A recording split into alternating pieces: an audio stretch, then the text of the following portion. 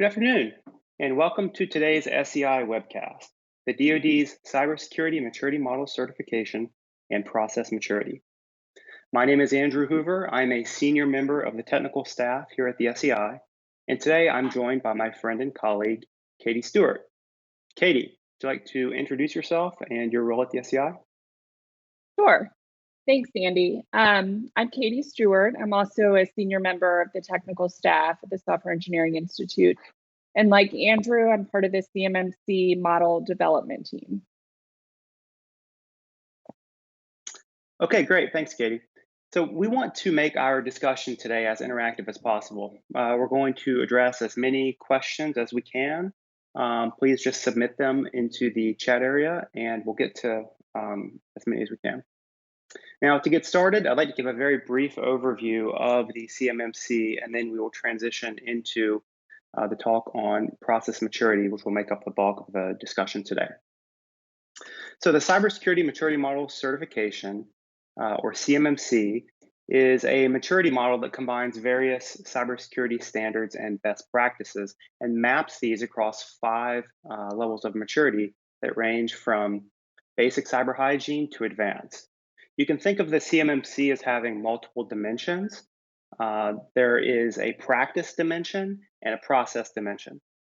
Now, those familiar with Special Publication 800-171 from NIST will notice that all of those security practices are included in CMMC levels 1 through 3, along with several others that the team thought were important to add for a well-rounded security program. On the process side of the model, there are 5 processes, starting with documented and going up to optimized at level 5.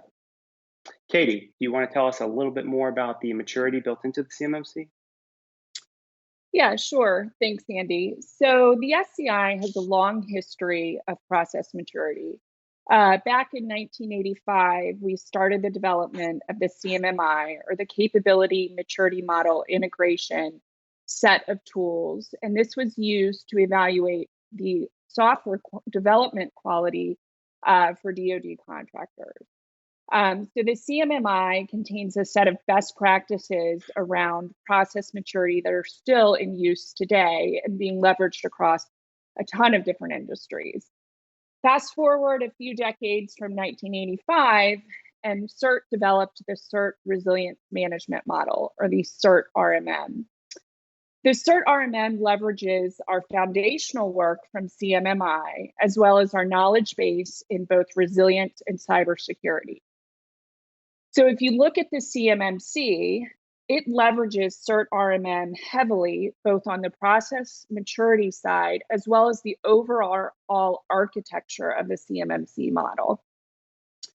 So Andy, do you want to give a quick overview of CMMC process maturity? Sure. So the process maturity is built into 4 levels of the CMMC. Now, there are 5 levels in the model, so it's important to note that level 1 does not have any processes, because at level 1, an organization is just performing the practices.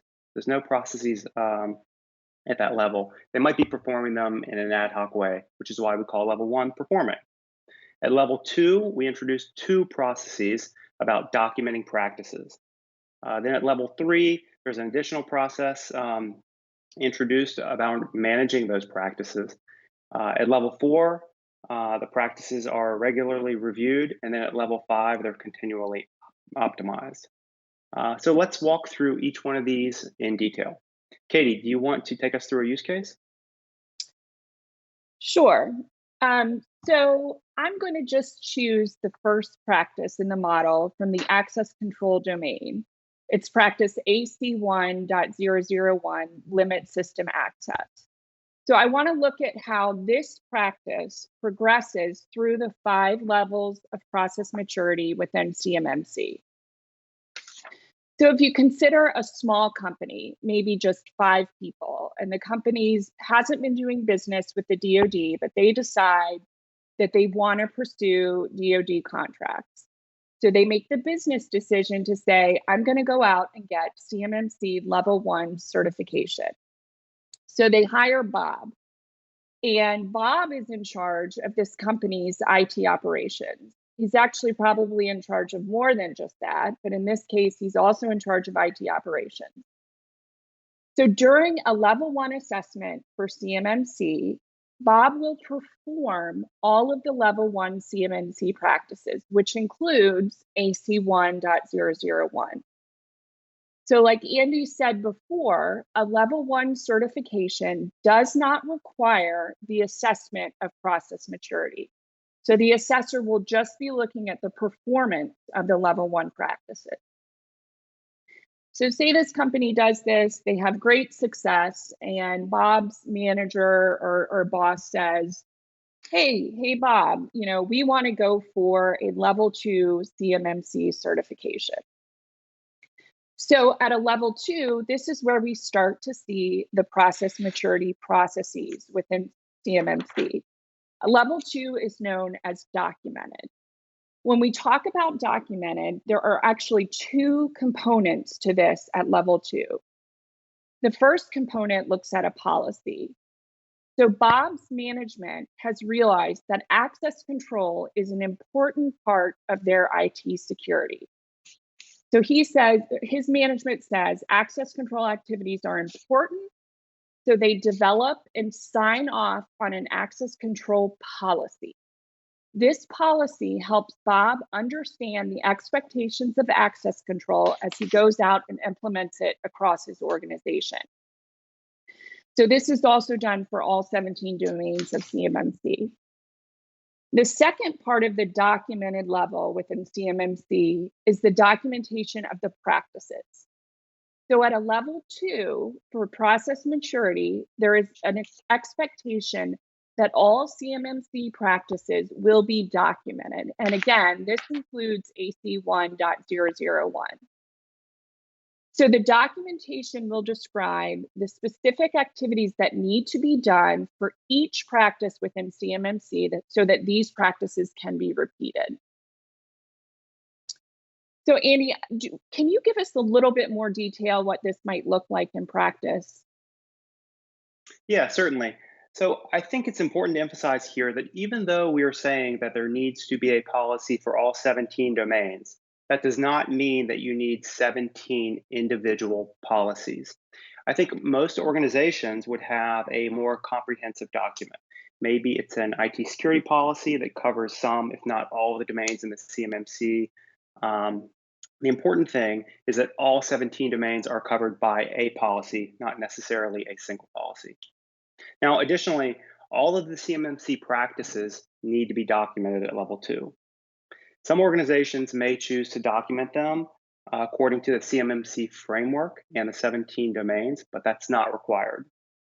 Also, some organizations may have multiple documented procedures to achieve a single CMMC practice, and that's okay too. Perhaps you have a documented process to identify authorized users and another separate process to keep track of authorized devices. These are both inputs into AC 1.001, and even though they may be documented separately, they would both still be valid to pass that practice. So that's process maturity at level 2. Katie, you want to walk us through the additional process at level 3? Sure. I'm just watching the chat. I think Andy answered the question about each process needing a policy. It's the practices that need the policy. So, okay, so let's move on to level 3. If we go back to Bob and his company, Bob has done such a good job at managing IT in his organization, and the company is just growing by leaps and bounds. As a result of this growth, Bob's leadership comes to Bob and says, it's time to pursue a level 3 CMMC certification. So at a level 3, the CMMC activities are managed. There is a defined plan for managing access control activities, and the resources that are needed to carry out these activities are both defined and resourced appropriately. So Bob makes sure that he has the tools in place to manage and oversee all of his access control activities. In addition, he thinks about the people resources, the tools that he'll need, and any training that his people will need to carry out their duties. So we wrap all three of those up when we talk about resources. So Bob can use a variety of different artifacts to satisfy a level 3 process maturity assessment. He can use existing security plans, project plans, improvement plans, resourcing plans. He can show an organizational chart that shows how these activities are staffed and that these roles are filled. All of these types of artifacts are the types of things that need to be provided or can be provided during a level 3 process assessment to ensure that Bob is able to manage his access control activities and keep them all on track. So let's move on to level 4. Let's say Bob's company, they continue to see such great success within the DoD market space, and so they decide to pursue a level 4 CMMC certification. So at a level 4, the activities, specifically the access control activities, are reviewed. What do we mean by this? So Bob, in his role, will set up periodic status reviews of his access control activities. So he'll define a set of metrics and measures that he's measuring on to ensure that the access control activities are performing as expected. In addition, Bob will set up periodic communication with his management to communicate both the status of access control activities as well as inform his management if there are any issues with access control activity. Andy, do you want to add a little more flavor to level 4? Certainly. So at level 4, the assessor would be looking for things like updates on the access control policy, changes to the plan to ensure that it's still in line with the policy, any risks in the way that the organization is performing access control. This does not have to be a heavy lift. The assessor is just looking to make sure that the way that the organization conducts access control activities is working as expected and is in line with their policies, procedures, and plan. So that's level 4. Let's move on to level 5. Katie, what do we have at level 5 on the process side? Okay, so if we go back to Bob's company has grown so well that they're now pursuing a CMMC level 5 certification. So they're probably about 5,000 people. Bob's gotten a bunch of promotions and he's doing great. So now Bob is joined by his coworker, Sue.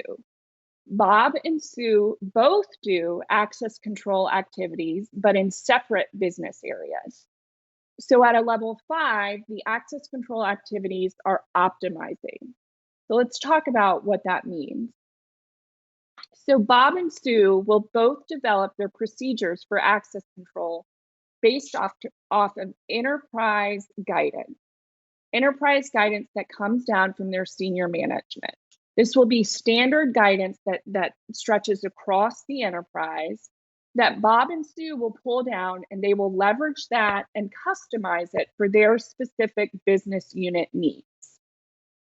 So in addition to just leveraging it, Bob and Sue will capture any lessons learned or discoveries or efficiencies in the process that they learn by executing on these standard processes, and they will communicate those back up to the enterprise level, and the enterprise will then share out those improvements.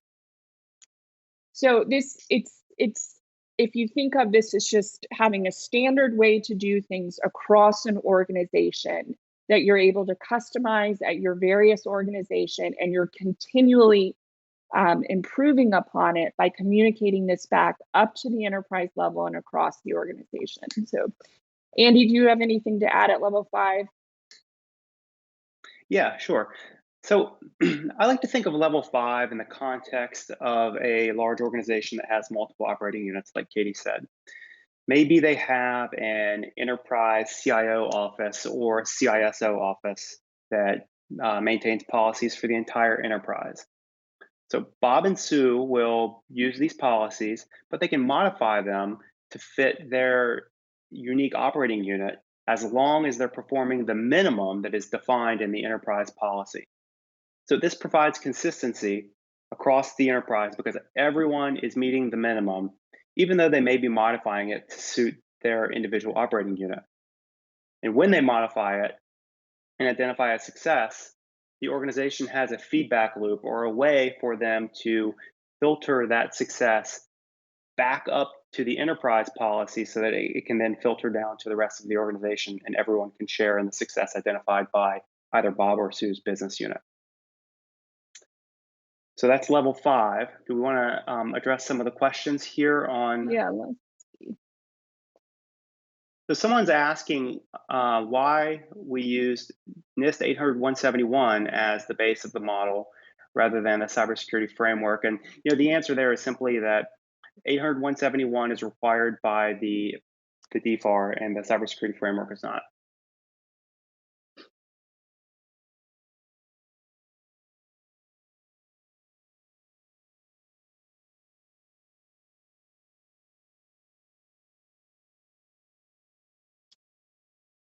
What else, Katie? Yeah, let's read up. Yeah, are there specific questions around process maturity? Anything that we talked about?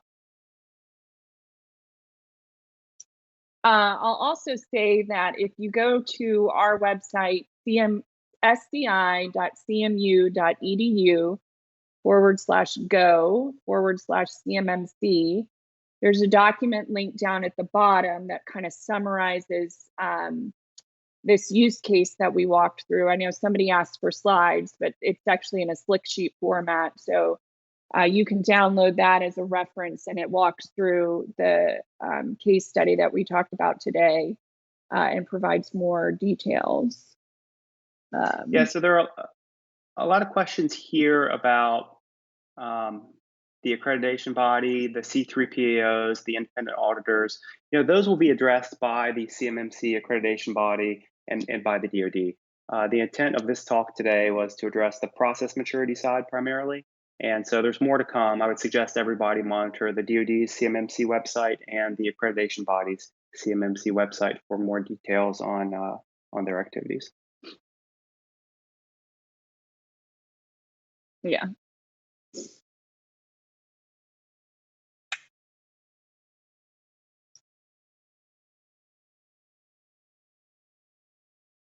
Is the CMMI related to our RMF?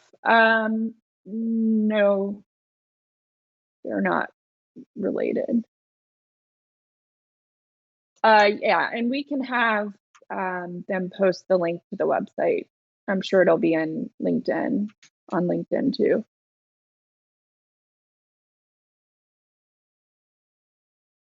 Okay.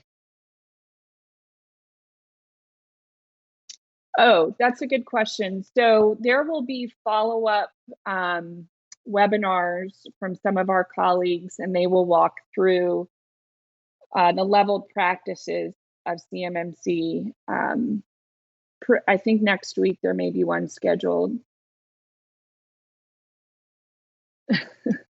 I don't know what Bob and Sue will be paid, but that's a good question.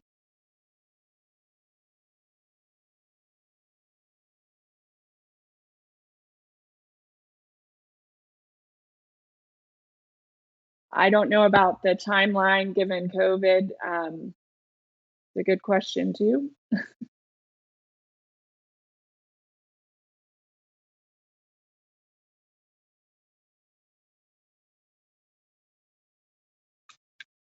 Okay, well, thank you everybody for joining, and you can reach out to us through LinkedIn if you have questions, other follow-up questions. Check out our website. We'll have that posted, and we're going to continue to provide resources to give some of the history and the development and the thinking around CMMC. So thank you again for attending. Thank you.